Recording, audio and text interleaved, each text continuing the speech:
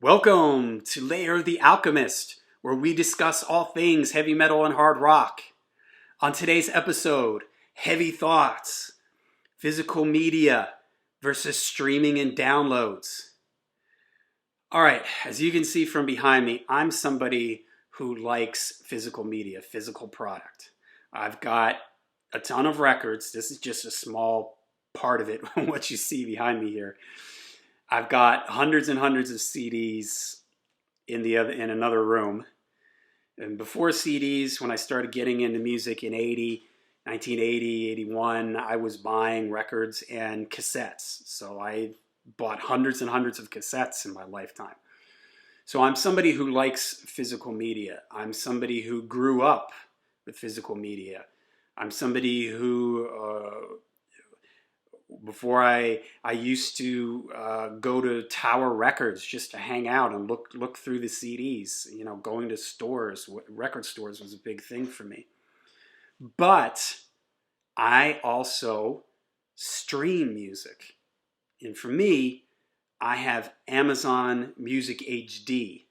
Now I've had Spotify for about the last 5-6 years. It's only been in the last month or so that I've had Amazon Music HD. I've made a separate video talking about Spotify versus Amazon Music HD. Just to sum up, Amazon Music HD streams at CD quality, and for some releases it streams at above CD quality. Okay, so just so you have a reference.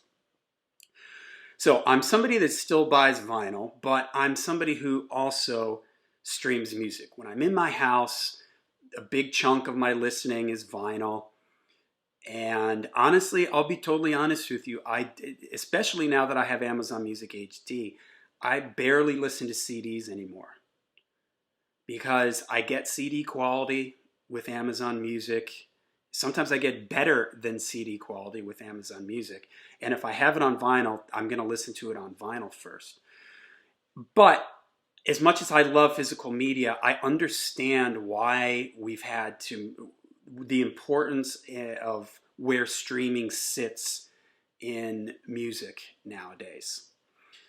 I did some research like a few weeks ago. I don't remember the exact numbers, but the music industry at this point is making the bulk of its income is coming from streaming platforms. And I wanted to make this video because lately I've been reading and seeing artists in the heavy metal world really coming down on Spotify and complaining about them not making any money and coming down on it. And I agree with them. They should be getting paid more money. I absolutely agree with that. The problem is streaming is not going to go away, in my opinion. We are never going to return to the days when everybody paid for their music, bought physical product. And the reason for that is that we are never going back, because once the genie is out of the bottle, you cannot put it back in. What do I mean by that? When Napster hit in whenever that was, 2000, 2001, it changed everything. And in my opinion, it changed everything for the worse. Anybody could download things for free, and it just totally upended the industry. I remember a record store that I used to like to go to at the time. I was living in a college town, and the guy, by the end of the school year, this was Napster had come out like right at the beginning of that school year, in that summer. By the end of the school year, this guy was closing, and I was like, "You're closing? I mean, my gosh, like, you do incredible business. You're like the only record store around here." And he told me about how once Napster hit, his sales had dropped 90% within the span of a school year. So what is that, 9 months?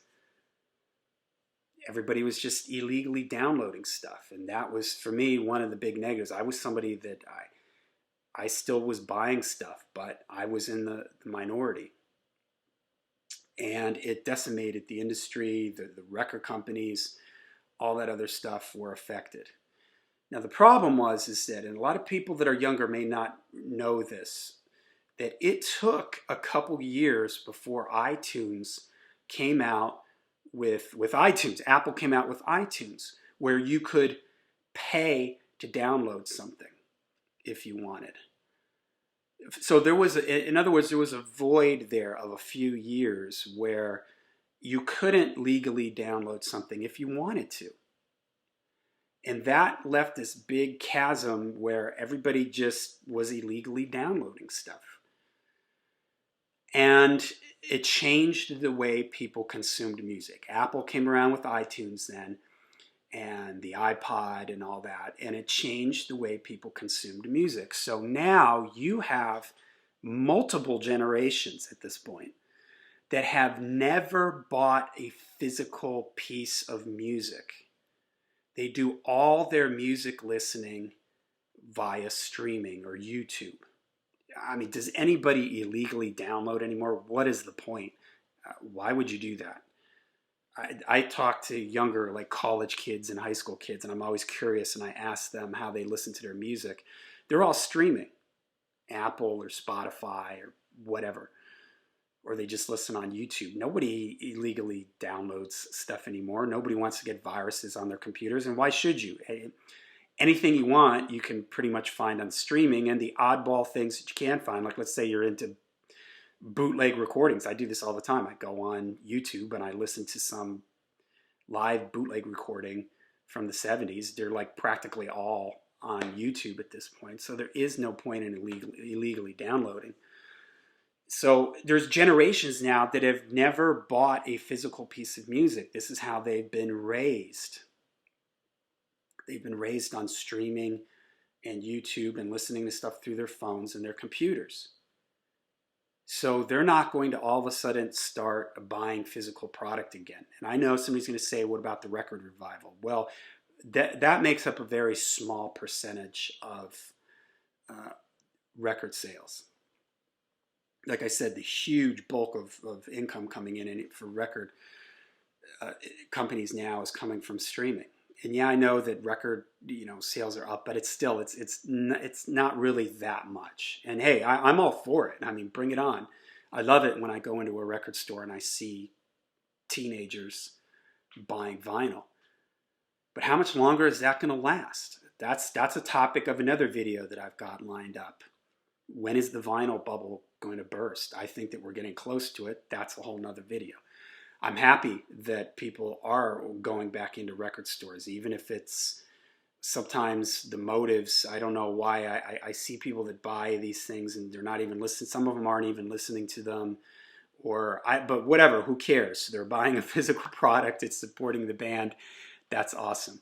But the reality is streaming is here. It's not going to go anywhere. And I do feel terrible that the artists don't make more money from this. I mean, what is the answer to that? I know and I don't know. Well, I know in the sense that everybody out there, if you are streaming, like me, I will buy a vinyl record of an artist that I like. I stream in my car when I'm outside my house. I go to a lot of concerts, I buy a lot of merchandise, and I do buy physical products like vinyl. So if you're out there and you're somebody, what's the solution to this? The solution is for you to support the artists however you can. You can even go to Bandcamp. Bandcamp is something out there that has a lot of independent and underground artists, but there's also bigger artists on there. And you can go there and you can download their music and help support the band that way. But the thing is that streaming, and this is what confuses me when I see, and again, I understand why artists are so upset at this, that they're only making pennies off of this. Not even pennies, they're making like 1/100th of a cent for every stream or whatever the crazy low amount is. But when I hear artists saying things like they're stealing our music, well, no, they're not. Somebody let them use your music, and that is maybe an issue you need to take up with your record company. And if all a whole bunch of bands got together and boycotted the streaming services, I mean, I guess I would be a little upset. It wouldn't end my world because, like I said, streaming probably makes up a third of my listening.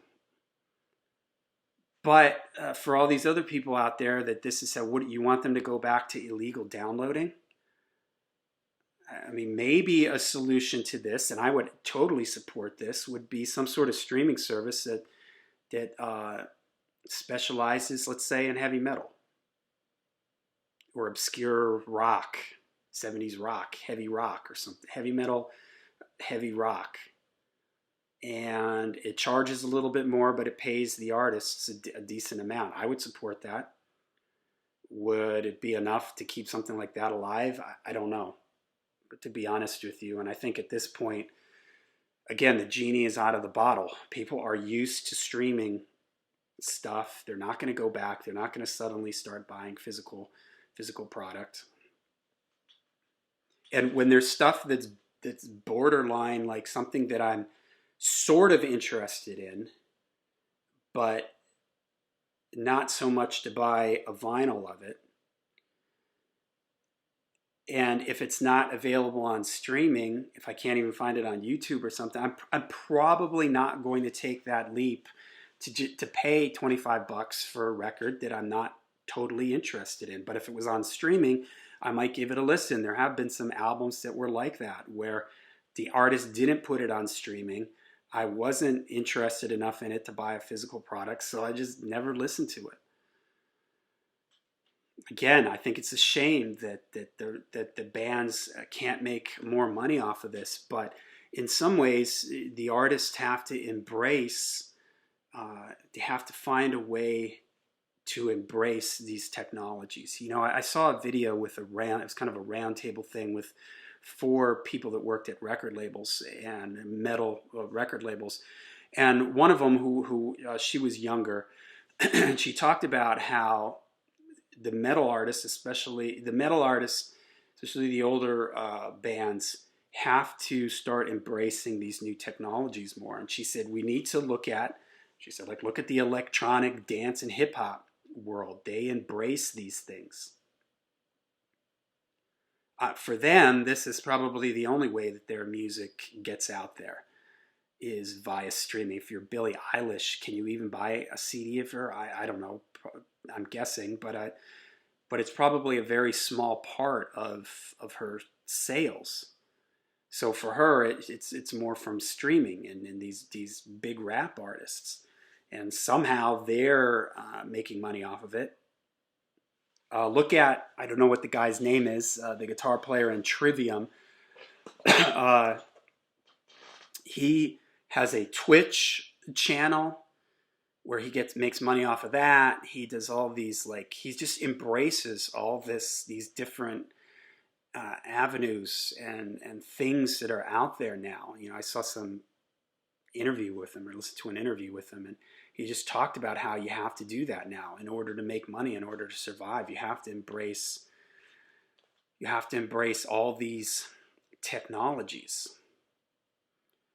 So, you know, where does that leave us? I get it. I understand why people miss the days of record stores and all that stuff.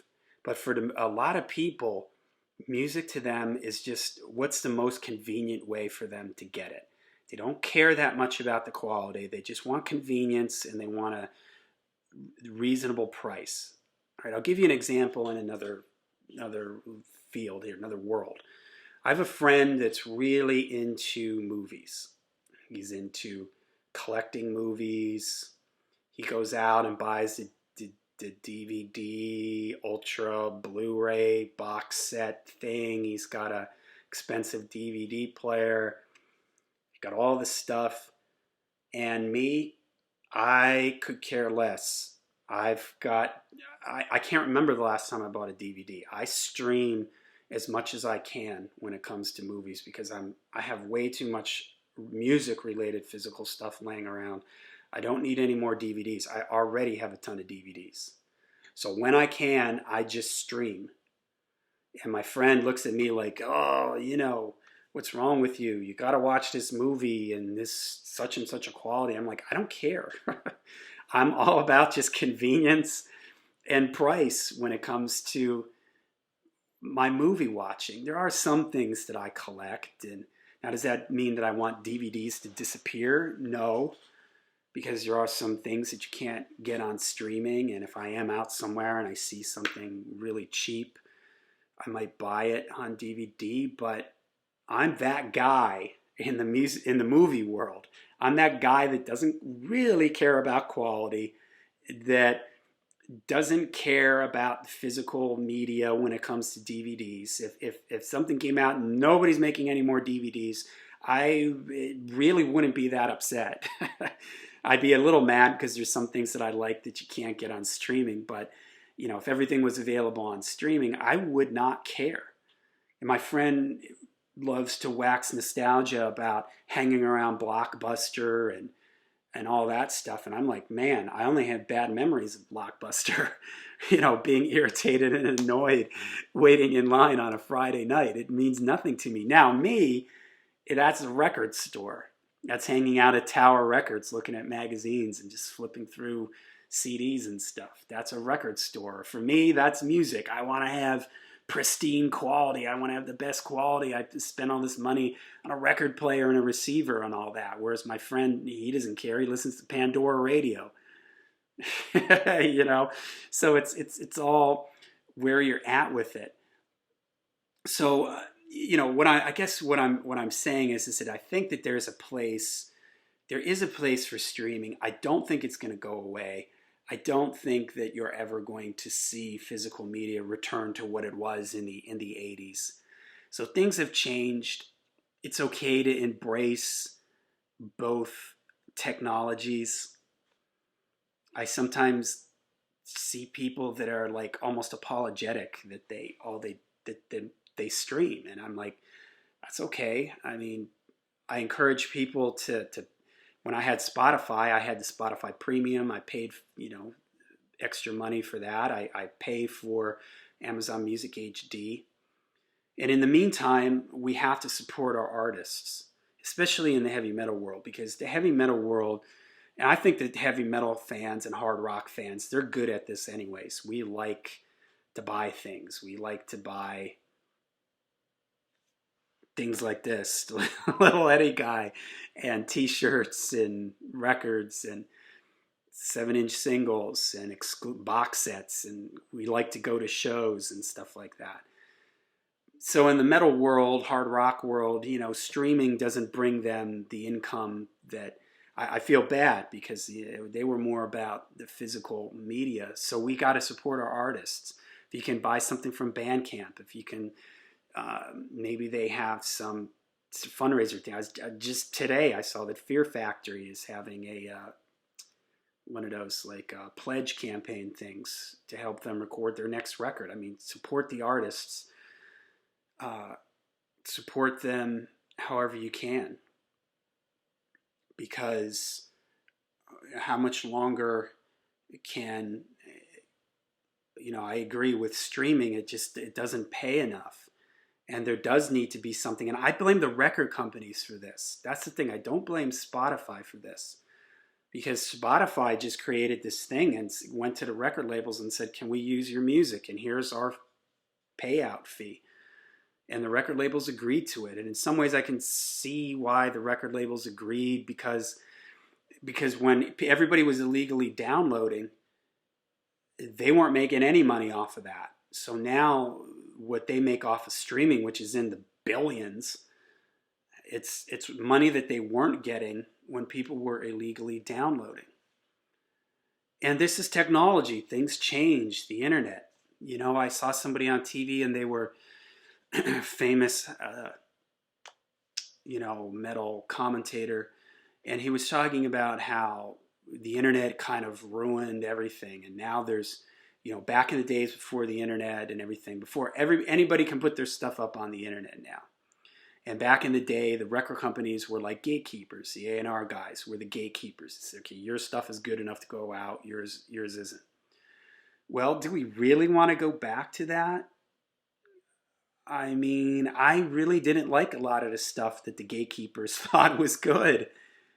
And I will agree that there's a ton of white noise out there now. It's in some ways it's harder to find good music now because you got to wade through so much stuff. But if you're a dedicated fan, you know how to find it, and sometimes that's part of the fun is the searching, the digging.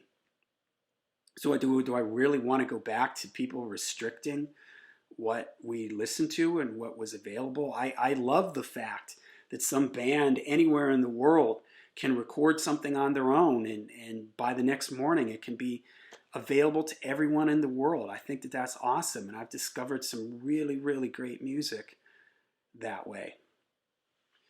So what's the answer? I mean, I'm a physical guy, physical media guy, but I also stream. So I think that the future is maybe some of both. The guy from the White Stripes, Jack White, right? Is that his name? He said he envisioned the future being vinyl and streaming, that CDs would go away, lossless streaming, and people will buy vinyl to want to have something, and maybe that will be the future. I'm okay with that. Right now there's a lot of record stores out there, and it does seem to be something that's growing. So support your artists, buy what you can, donate where you can, reach out, go to their websites, go to their Facebook pages, and see how you can support your artists. And in the meantime, hey, and embrace technology and enjoy it for what it is. We live in a great time. Look at all this music that we have on just at our own on a phone. You can listen to all this stuff on a phone. So it's okay to be somebody like me who's got one foot in the 1970s and I've got one foot in the present day. So, all right, so let me know. I'm always curious how other people listen to their music. Let me know in the comments. I thought this was just going to be a quick video. It turned out to not be, so I apologize for that. But let me know in the comments how you listen to your music, because I'm always curious about this. Do you listen to physical media? Do you stream? If you stream, what do you stream on? Do you pay for a subscription service? Because I'm curious to know. So let me know in the comments. Make sure you hit subscribe and like. And until we see you again, make sure you stay heavy, stay metal.